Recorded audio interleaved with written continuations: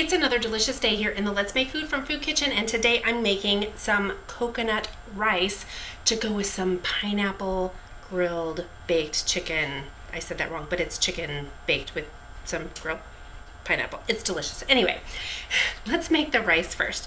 So I have 2 cups of Jasmine rice. I like the Jasmine. It's fragrant, it's flavorful. I don't use long grain white rice for much of anything, although I do use it. It's just not very often. I like basmati, I like Jasmine. This is a Jasmine. I have my sieve. Why do I have my sieve? It is so important to rinse your rice. Why is it important to rinse your rice? Anyone? Felicia in the back? That's right.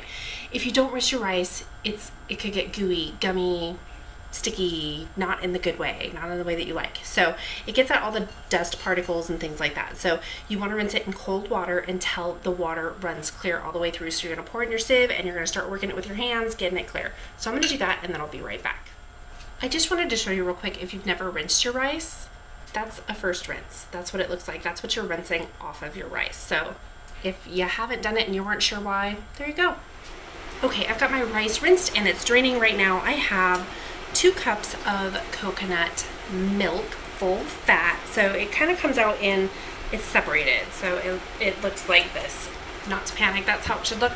And then a cup of water and a teaspoon of salt. What I want to do is get this in my pot and I'm going to add the rice to it once it's done draining, and we're going to bring it to a boil.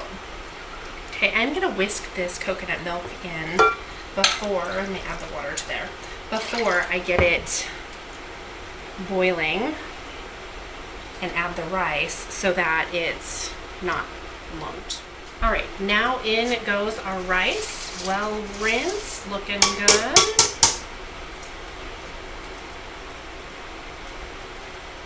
Okay, and I'm just going to give it a stir, and then I'm going to patiently wait for it to boil. But in order for that to happen, I should probably turn it on high. Okay, once this comes to a boil, we're going to turn it down to a low and simmer it. So just that barely bubbling, and then we're going to cover it, time it for 20 minutes. After 20 minutes, we're going to remove it from the heat, take off the lid, and let it carry over cook that way. Fluff it with a fork, and it should be good to go. When it's almost done, I'm going to chop up some cilantro to top it with. If you don't like cilantro, just leave it off. See you in a little bit. Okay, look at this. You guys, can you see this? This looks delicious. It smells so good. Oof, yum. I'm giving it a stir. You can fluff it with a fork. It smells like popcorn. I know that sounds weird. It smells like popcorn. Okay. Hot. Oh, so delicious and flavorful. Yummy. Fabulous. Okay.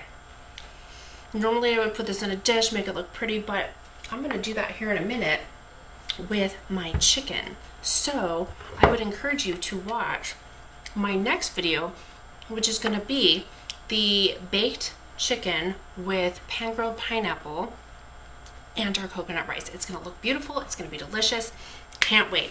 Is there something you'd like to see me make? Tell me what it is down below in the comments. Thanks for joining me here today in the Let's Make Food from Food Kitchen for another kitchen adventure. From my kitchen to yours, let's make food from food. That's one boy puppy.